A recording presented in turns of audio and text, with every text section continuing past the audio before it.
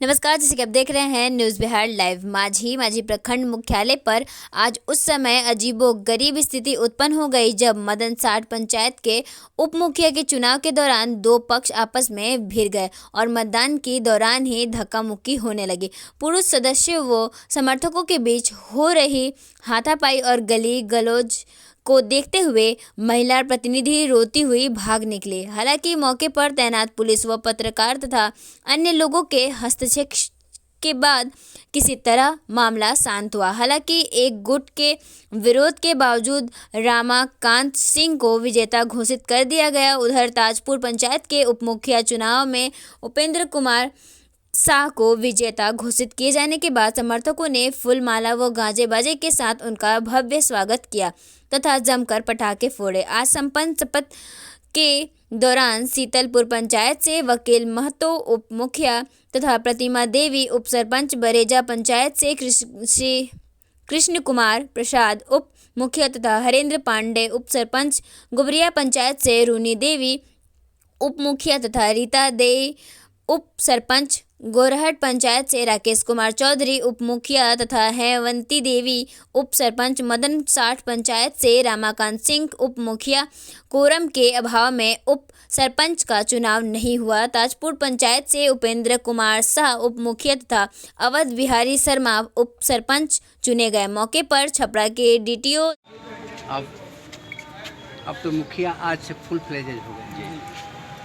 आपका विकास का एजेंडा क्या रहेगा, जनता के साथ कैसा व्यवहार रहेगा, थोड़ा हमको बता। देखिए, मैं पहले भी आपके चैनल पे आया हूँ, आपसे बातें भी हुई है आपके चैनल के द्वारा।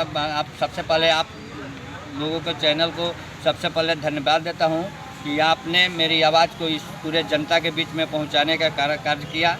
और मेरा एजेंडा यही है कि सबका साथ होना चाहिए और सबका विकास होना चाहिए। मेरे कार्यकाल में किसी से भेदभाव ना हो, ये मेरी सबसे पहली प्राथमिकता है। और सबका कार्य जो जिसका हक है उसका उचित हक मिले, ये सबसे मेरी पहली प्राथमिकता है। और विकास तो मेरे पंचायत में हुआ ही नहीं है, ये मेरे लिए चैलेंज की बात है। इस चैलेंज को मैंने स्वीकारा है और जनता ने मुझे स्वीकारने का मौका दिया। और देखिए, 5 साल में मैं तो ये झूठी बयान तो नहीं कर सकता हूँ, लेकिन मैं जनता को विश्वास दिलाना चाहता हूँ कि जनता जिस उद्देश्य से मुझे जिताई है उस उद्देश्य को ज़्यादा से ज़्यादा मैं कार्यकाल करके दिखा दूँ और जनता का विश्वास फिर दोबारा जीतने के लिए जनता का विश्वास जीतूँ, एक दोबारा हमको मुखिया बनाने के कार्य। अच्छा मुखिया जी, एक बात बताइए, आपके यहाँ सबसे समस्या है जल जमाव की स्थिति। अब चुनाव जीते हैं, जल जमाव की स्थिति पर जीते हैं। जी जी जी जी उसको आप कैसे लीजिएगा? देखिए, जल जमाव की जो स्थिति बनी हुई है तो अतिक्रमण ज़्यादा हुआ है हम लोगों के यहाँ। जो भी सरकारी गड्ढा है, नाला है, उसको अतिक्रमण किया गया है। उसका अतिक्रमण हुआ है, उसको हम लोग पूरे पंचायत के लोग बैठ कर के, अपने जो भी प्रतिनिधि हैं मेरे यहाँ के, सब लोग मिलजुल करके आपस में प्रेम भाव से ही उस समस्या के निदान दिलवाने के कार्य करेंगे। अगर नहीं होता है इससे तो आगे की प्रक्रिया की जाएगी, कानूनी प्रक्रिया की जाएगी। Thank you. मैं राजेश पांडे, आदर्श ग्राम बरेजा पंचायत के नवनिर्वाचित मुखिया हूँ, जीता हूँ।